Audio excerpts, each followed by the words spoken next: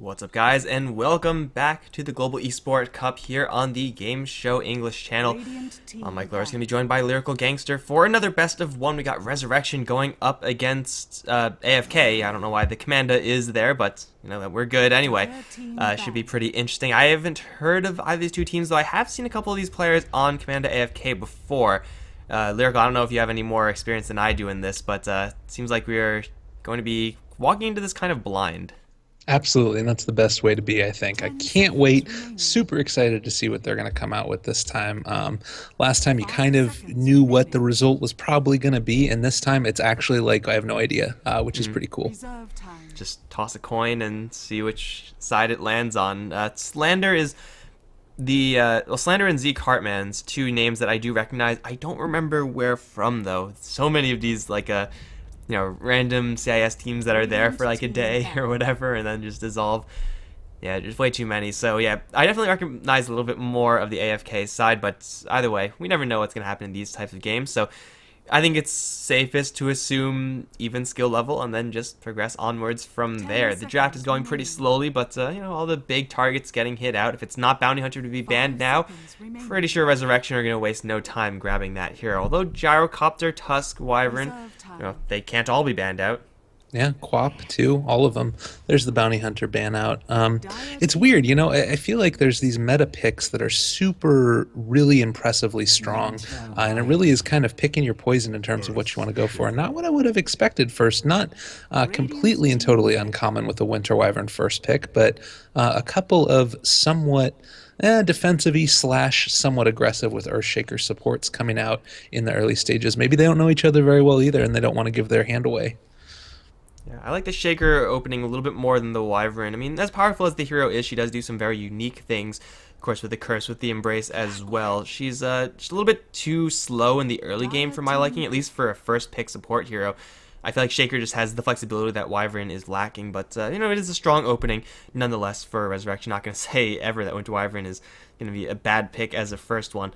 We do have Clockwork straight after for AFK. Opening with two melee heroes, always a little bit awkward perhaps, but Clockwork and Earthshaker usually don't really play together in lane very often, so that's not really a terribly huge issue. They have their off lane now, and Resurrection may have a couple of those banned out from them if they don't grab it, and they won't. It's a Gyrocopter.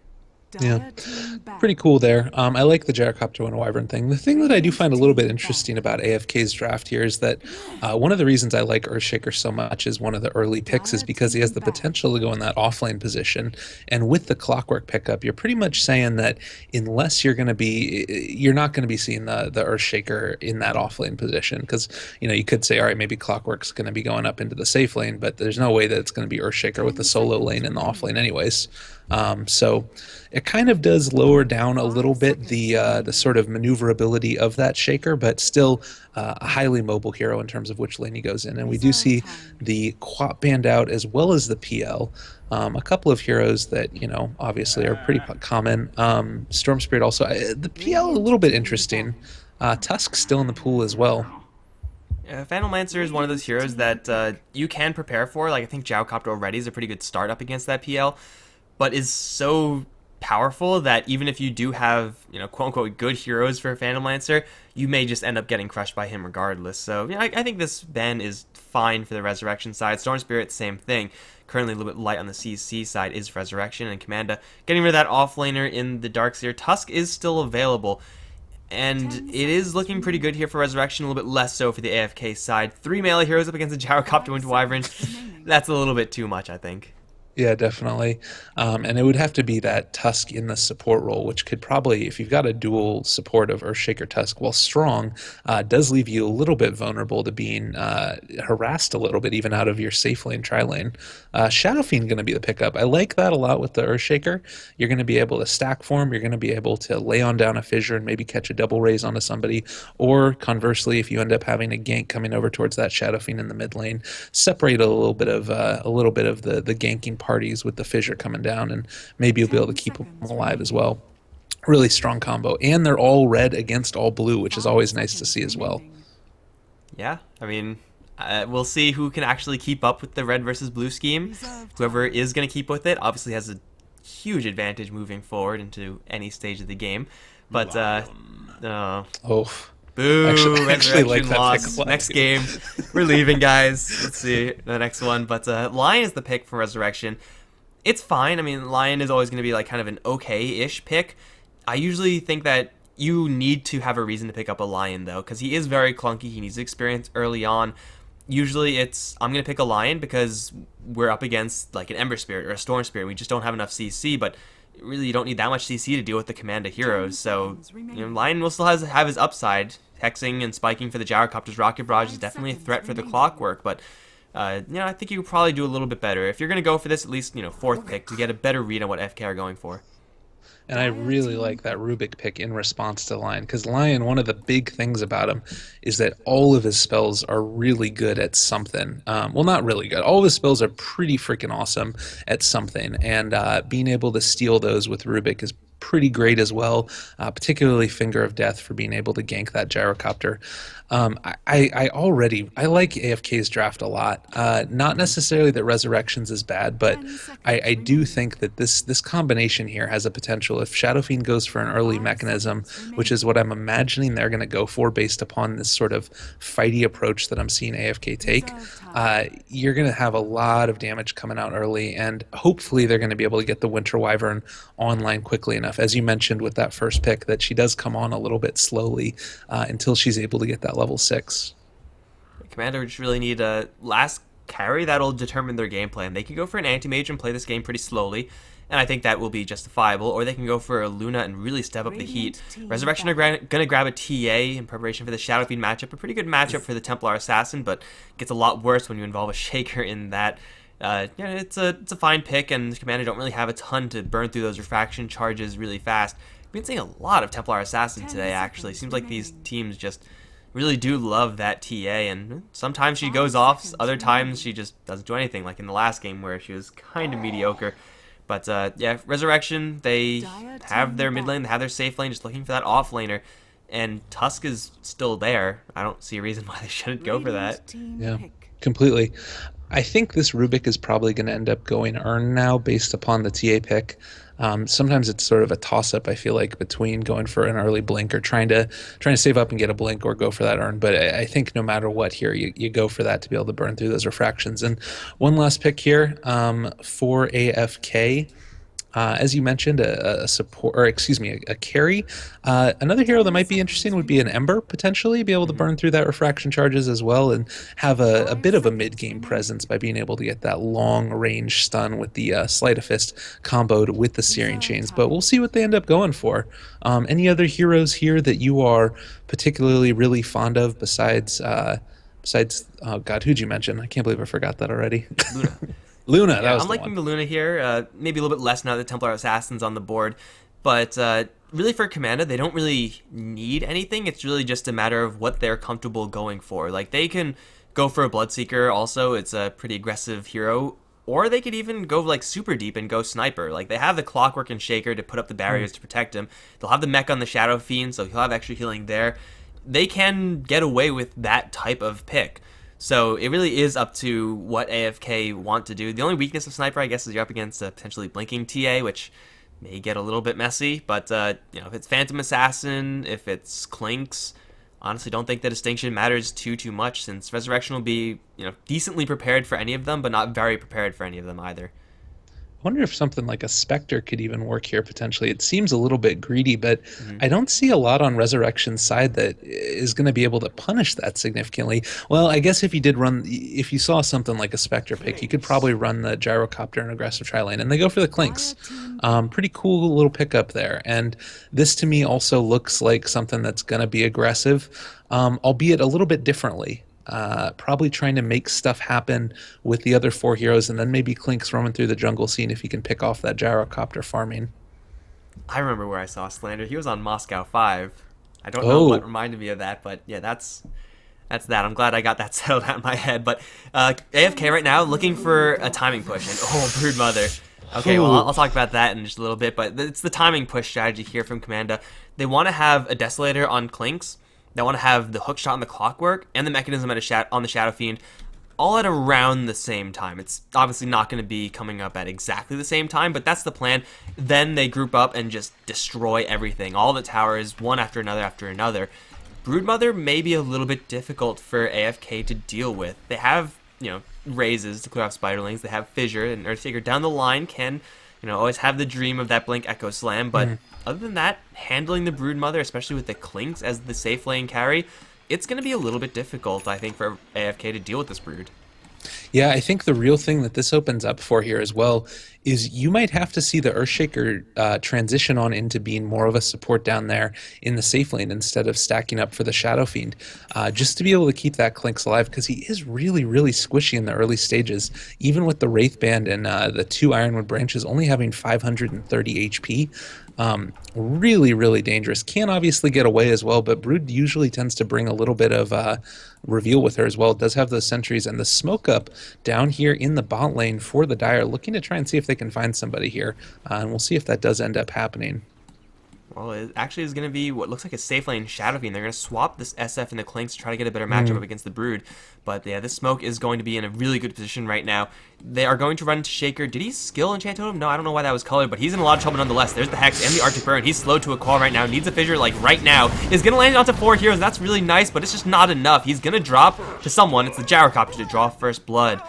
And poor Shaker just on the wrong side of the trees at the wrong time. It's going to be Resurrection to grab that kill, and it's a pretty good start for them. Also, I think they had a pretty good read on the other heroes. They saw them. They saw that they weren't helping, so they have a good read at what these lanes are going to look like. But now the first blood has happened. Let's see who's going to be playing what on the Team AFK side. They're going to put Slander on the Rubik. Shadow Fiend going to be played by LMGD. Cartman's is on the Shaker. Over towards mid lane, it's going to be Mom G on the Clinks, and Pew Pew Pew is on the top lane Clock. Wonderful. And meanwhile, for Resurrection, we do have Gintiko, who's going to be playing the Broodmother. Never going to say that name again. I'm lost with a little musical note as well. It's going to be playing that TA. We have Flashback on the Winter Wyvern. Naruto is going to be playing the Lion. And last but not least, Beast Mode, who's going to be playing that Gyrocopter, hoping to be doing a little bit of Beast Mode of his own later on. Well, they already have a good position right now on Pew Pew. Just walk in, Hex into a Rocket Barrage. Potential good times, but what the hell? Okay, I'm just like off the ball with this mid lane situation. I'm just going to ignore that for now on. But yeah, I was watching up towards top because Naruto and Pew Pew getting into a fist fight. Luckily for Naruto, not caught in those cogs. But yeah, Clink's getting a solo kill, or I guess a kill with the help of the Earthshaker.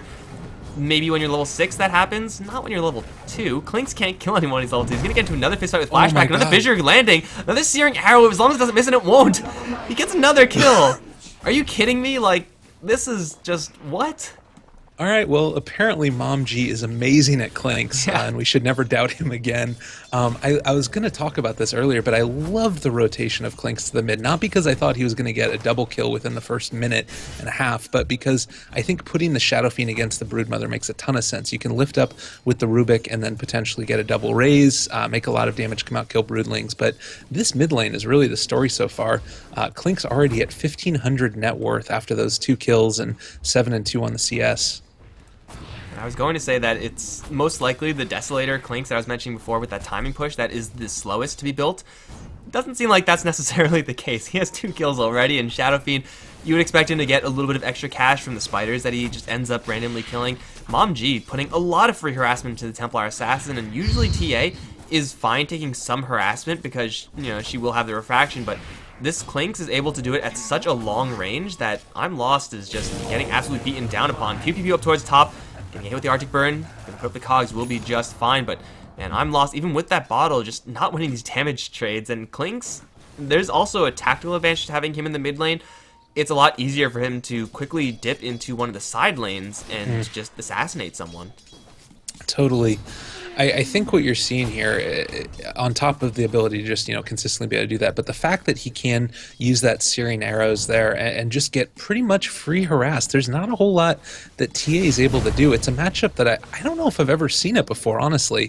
Kind of a pocket pick in Clinks, and then TA, not always the most popular of mid heroes, but Really, really interesting matchup that is going way into the favor of Clinks. And I'm not sure if this is so much player skill level or if this is more just the actual matchup itself. Ooh, down bot. This is going to be a potential kill on top of the Shadow Fiend. He needs to be able to raise, but doesn't have enough, and that's going to end up being a kill. Maybe going to be able to make something happen with the Fade Bolt. She's going to take a little bit of extra damage here. No, not going to be able to get the kill on the Rubik, unfortunately. And Broodmother picking off that Shadow Fiend in the lane that was meant to be, but then wasn't quite able to be. Shadow Fiend somehow running out of mana in that situation, and well, just swarmed with spiders. Not much you can do as a Shadow Fiend in that situation, so he probably still needs to get a bottle, and he will grab it in the end, so he will be a little bit more well prepared to deal with that Broodmother. But still, Staccato on this bottom lane with that Spiderling army has to be careful not to feed it over. 1 raise, 2 raise will clean out most of them, and LMGT is going to start doing that right away. But they're actually getting a lift up onto the Broodmother. They already used 1 raise though, and with 2 more raises, even if they did land, wouldn't even be casted this time, but even if they did land, probably wouldn't have been a kill. His Broodmother is, again, in for a better time. The Shadow Fiend on this bottom lane is still not going to have a great time versus the Broodmother. It can have slightly better time than the Clinks, maybe, but yeah, it's still the Broodmother to have pretty much a super easy lane. And well, the Clockwork's having a little bit of a tough time up towards the top. He knows that if he gets close, he gets caught in the Hex, and if the Cogs don't come up in the perfect time and place, then Rocket Barrage is just going to kill him off every single time. Yeah, this is the dangerous danger here for AFK is that, you know, Clockwork hasn't really been able to get a ton in this lane. But that being said, I haven't been seeing a ton of stacking over here while this is going on. You mainly just have the Lion and the Winter Wyvern soaking up EXP here, both of them together trying to rotate on over and get a kill. But Clockwork is realizing this isn't happening. It's honestly not the worst in the world. He's already level 3. He can move on up and soak up a little bit of EXP every now and then. There hasn't even really necessarily been a pull either. So just kind of a little bit of a strange tri-lane going on here, and it is going to end up pushing on down, and Clockwork's going to be able to get a good amount of EXP, and maybe they're going to try and make something happen over in the mid lane now and try and take a little bit of revenge against this Clinks. Naruto does have level 2 Hex, which is very rarely seen. Level 2 Spike is most of the time preferred, but still if they get a single disable on this Clinks, they will have enough to bring him down. Here comes Naruto. He's going to dust up, in fact, Hex, level 2, Spike available, as well as the burn. And Momji's in a lot of trouble. Will eat a creep, but that's not going to help him nearly enough as TA is going to draw that kill. Good rotation coming in from the Ressurection side, even with the kind of awkward build from the Lion. He now has 2-2 if he really wants it, and should go ahead and get that. But yeah, it is a kill on the Clinks. It's a much needed kill for I'm Lost. He's going to recover in CS and, you know, for the most part, balance out this lane. Also, now level 6 can help up in those future ganks a little bit more effectively. It is also worth noting, I thought they changed this, but apparently, oh, bottom lane, actually, Staccato in a little bit of trouble. He's going to pop the ultimate, actually. 1 more raise needed. It will miss. And the Broodmother will walk. In fact, reinitiate onto LMGT. 1 more hit, and that's going to be Broodmother grabbing another kill. 4-2 in favor of Ressurection, as LMGT is really struggling to deal with this spider. The movement speed is making it really difficult to land those raises.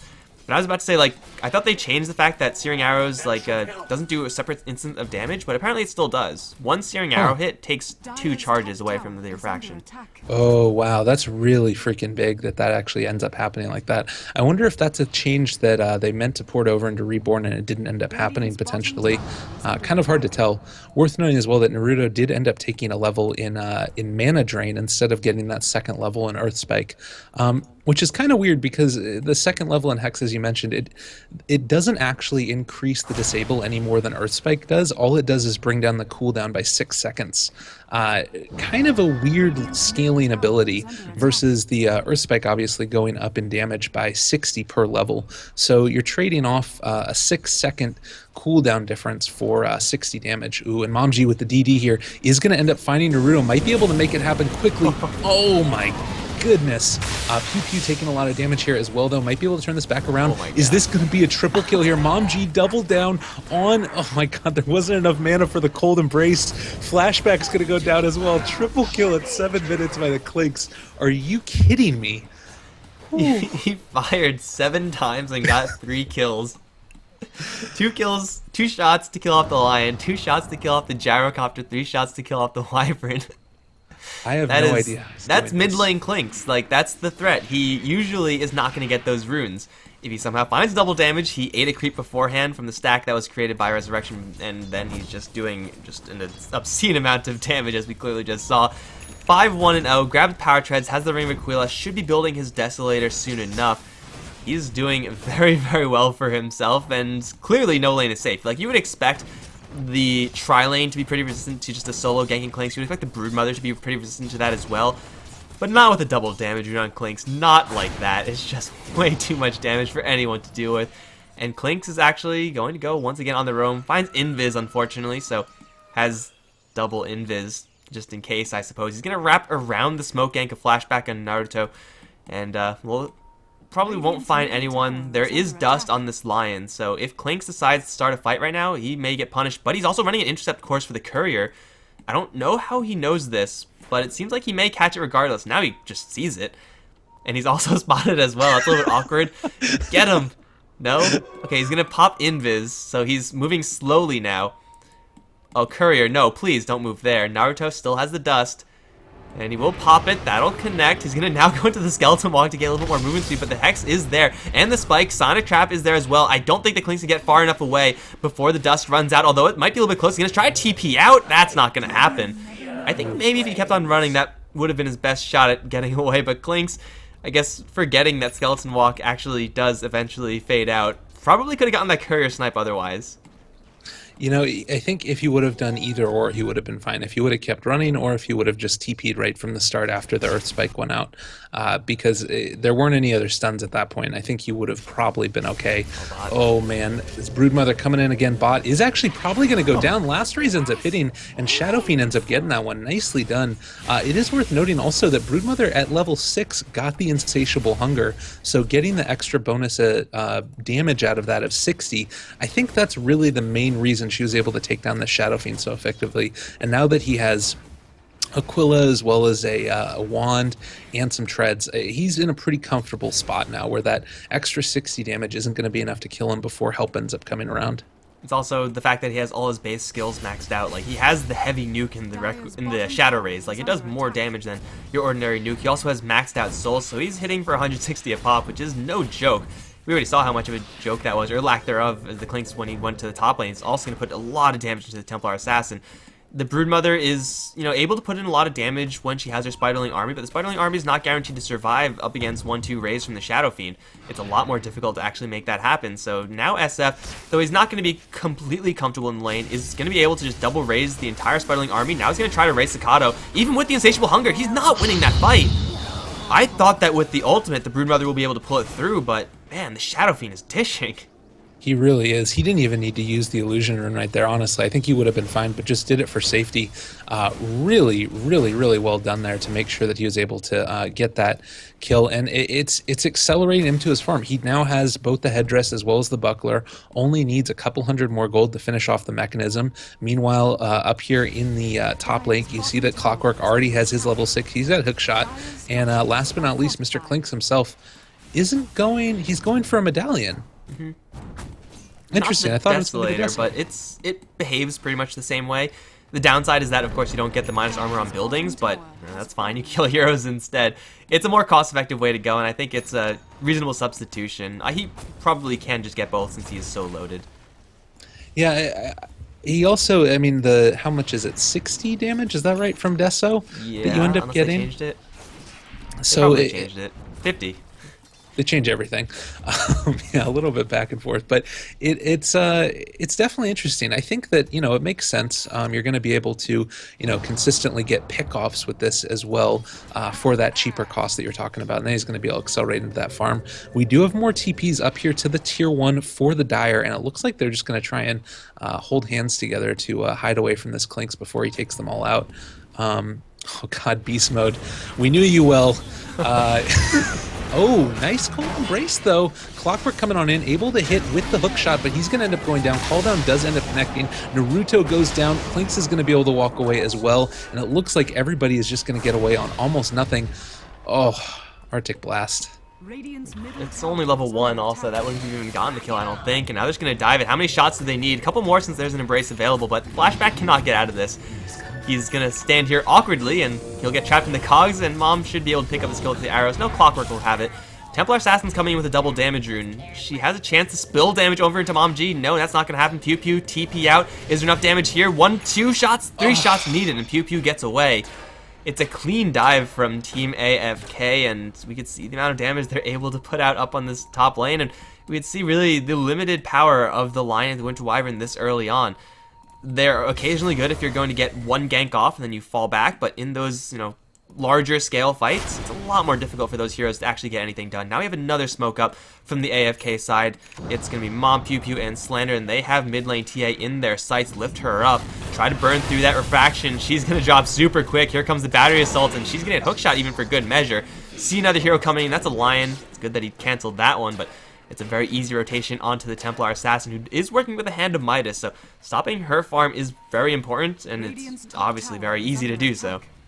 Well, and the other thing is she had that Midas for that last engagement up by the tier 1, and you kind of have to wonder if she would have been able to blink Meld Strike on top of that Clinks as he was TPing away. I don't know. The Midas pickup is somewhat questionable to me, given how strong this lineup is right now. Like, there's so much damage coming out, so much potential for 5-man, and maybe it wouldn't have mattered anyways. You're going to try and weather the storm and just be able to avoid fights and outfarm them later, but it's certainly a little bit, I don't know. Maybe it's okay. What do you think about the Midas pickup? I feel like they just need some sort of acceleration. Oh, Naruto gonna get spotted in the trees. You're supposed to be a ninja. You're supposed to be stealthy. Really, that's not gonna happen. Midas for a mid lane Templar Assassin, I mean, it's fine. Resurrection, I don't think they're in a position to really play this super late game, although Staccato also has his Midas, so it looks like that's going to be, for the most part, the game plan. Echo Slam, Shaker's looking for it, but Staccato's going to walk to the other side of the vision. We'll be fine. Echo Slam actually does connect, because Staccato walks right into it, kills off the Spider, and Earthshaker's going to get mech'd up, easy peasy. LMGT looking flashback. Can't quite find him with a long raise, but Pew Pew's actually in the area. Blind hook shot. Oh, that's not going to connect. But still, it's a kill on the Broodmother, and these Midases are being pretty significantly punished at the moment. But still, Resurrection with these Midases can still absorb a couple of deaths and still recover decently into the mid-game. Problem is that sooner or later, the towers are going to start dropping, as its Clinks is starting to build up his damage. Shadow Fiend right now on top of a mech has 3,300 gold. He is crazy farmed right now. I don't know how this happened, but he has 9,100 net worth. Clinks is sitting at 7K as well, and then the next highest is 5,500 for the TA. I feel like this team fighting, it's just completely and totally allowed them to get everything that they've wanted.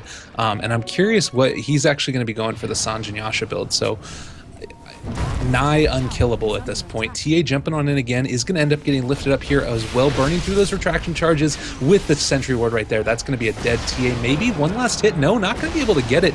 Do steal the call down by the Rubik. Maybe going to be able to turn this one back around. There's the mechanism. Keep alive a little bit longer. Beast mode's going to end up going down. Another fissure laid out. Requiem of Souls as well. I'm Lost is going to end up getting taken out here as well. And that is a triple kill for the Clinks coming in from the backside. And 4 heroes dead for resolution. And they just wanted that Earthshaker. They can't get the Earthshaker, though. He has the mech from the backup, from the Shadow Fiend, obviously. The Requiem also reducing the TA's damage by quite a nice margin. Hey, look at that. Regen rune. Oh, okay. Looks like Clinks is just going to grab it. I don't think he needs it, but sure, whatever. It's AFK to take all the wins in that fight, even though it looked kind of messy for them. Like, getting caught in that call down, not being able to jam the kill home on the Templar Assassin as fast as they really wanted, but the Clinks coming in from behind, not taking any damage, not taking any focus, just, being that assassin that Clinks is really known for. And now he has his Desolator completed. Yeah, we're still looking at 2-shot territory for some of these heroes, but Lion's not getting really bulky anytime soon. Are we even looking at 1-shot territory? No, that's just not. I don't think so. With the DD, why not? Yeah, okay.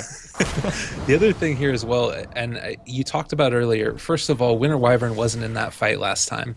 Not around to be able to cold embrace anybody as the Clinks was going on him. And second of all, doesn't have level 6 yet.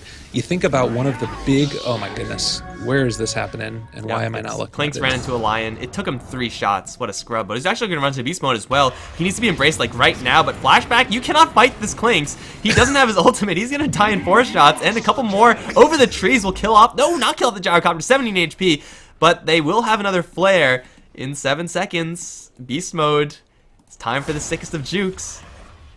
Is he gonna get red? Here we go. Flare. You gotta fire it, Pew Pew. You have to.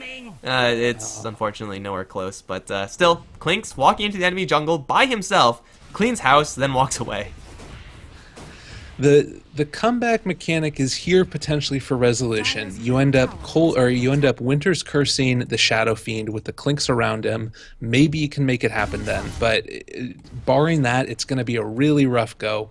And honestly, Winter Wyvern is still a decent amount of EXP away from finishing off her Winter's Curse, and she can't go anywhere. Like, none of them can go anywhere because this Clinks is completely and totally taken over their jungle and doing a great job of staying off the map right now. It's the same thing for the Lion. Like, they're both looking for those level 6s, and still the Clinks, though he is doing a lot of damage, assuming he doesn't have Death Pact up, only has like 900 something HP. He's doing a lot of damage, yes, but he can't really take as much as he gives, but still it doesn't seem to be an issue since he's always getting the jump onto Resurrection right now. Mid lane tier 2 easily brought down. Spiderlings, Broodmother down in the bottom lane doing their best, but she really has to be very careful not to feed too many Spiderlings over to the Shaker. We already see Shadow Fiend with 232 CS. Granted, a large portion of that is Spiderlings, but yeah, it does add up. Every individual Spiderling, though it doesn't seem like a lot, ultimately will give the enemy a lot of gold if you're not carefully managing those spiders. And so far it seems like Sakato hasn't been doing it carefully enough. Yeah, definitely. It's been given a decent amount of gold away, as you said, and it looks like we are going to be seeing this Roche come close to falling down, but Clinks finding the Broodmother is going to end up getting caught over there. That was a little bit of a weird engagement, and needs to be careful of all those spiders. You know, as you mentioned, Clink's a little bit squishy and could potentially get taken out, but it looks like they're going to run back on in, try and take down Mr. Roshan, get that Aegis on Clinks, and maybe try and see if they can continue to push down these towers like the Shadow Fiend has taken the tier 1 top. Just the Immortal on Clinks, so though fragile right now, he can fight twice. Hook shot back in onto Naruto. He's gonna Hex, he's gonna Spike, yeah, but Pew Pew's still ticking away with that Battery Assault. And it will be the Shadow... What? How did he get... Okay, I thought he was stunned, but he's gonna get the kill on the Lion anyway. Not gonna ask too many questions there. Slander also is able to steal the Spike out. It feels really bad as a level 9 Rubik to steal a level 2 basic skill, but you can't get anything better from the Lion anyway. Top lane double damage is gonna help the Shadow Fiend bulldoze this tower, and the Spider is on the bottom lane doing her best, but I don't really think her best is enough, because at this point AFK, you know, if they had 4 heroes in this top lane, could just go for tier 3s very easily at that. Yeah, I mean, and honestly, you've got this Blink Dagger up on the Earthshaker, you got Echo Slam again in a second. It looks like they're going to try and slow siege this tier 3 down here. You know, Splinter Blast is pretty great for keeping them off the towers, but with the 1 level in Arctic Burn, this means that you're only going to have a level 2 Splinter Blast, and it goes up by a really, really impressive 80 damage at each level that you get it up. And, you know, it would really be great to be able to get another level in that probably, and it can one-shot range creeps when you end up getting it to that high. But just continuing to take this on out, not in position to defend against it. It's not looking good right now for Resolution. He's going to get chunked down. They do get a pretty nice hit onto Mom G, but he is the one with the Aegis. They bring back I'm Lost to the other side of the fissure right now. It looks like no follow-up afterwards. And, well, just chip damage onto the tower, chip damage on both sides. No casualties just yet. I'm Lost. Meld striking Clinks does next to nothing. Now hook shot and brought down immediately. Templar Assassin didn't stand a chance there. Ran out of her shield. And, well, didn't expect the spike perhaps from the Rubik as a disabled you don't expect to come out. And now Fissure with a couple searing arrows. Beast mode is going to die. Yes, he no will not. There's the Embrace again, saving the Gyrocopter's ass, but to what end? Yeah, he can continue the fight if there's any fight to be had, but top lane is going to be in shambles very shortly. Resurrection have to mount some sort of defense, but they don't even have Winter's Curse. They finally have a finger, but Lion is like gonna die in 2 shots to like anything. Fissure, a couple searing arrows, and he's dead. You want to kill off the Clinks, but you can't because he has the Aegis. The Shadow Fiend's too tanky. Resurrection may just lose the game right now. I don't know if they could actually fight. Yeah, I mean, Clockwork's about to have his hook shut up. There's the Force Staff moving him forward a little bit further with that Earthshaker Fissure. This is going to be another Rax right here. The only thing that's stopping him... Oh, God, Beast Mode. Why? We knew you well. You end up getting destroyed. Shadow Fiend getting that last hit on him. And honestly, they might just go for tier 4s now. There's no reason not to. Just finish it off like they're doing it. And there's literally... Oh, Winter's Curse on top. Oh, my God.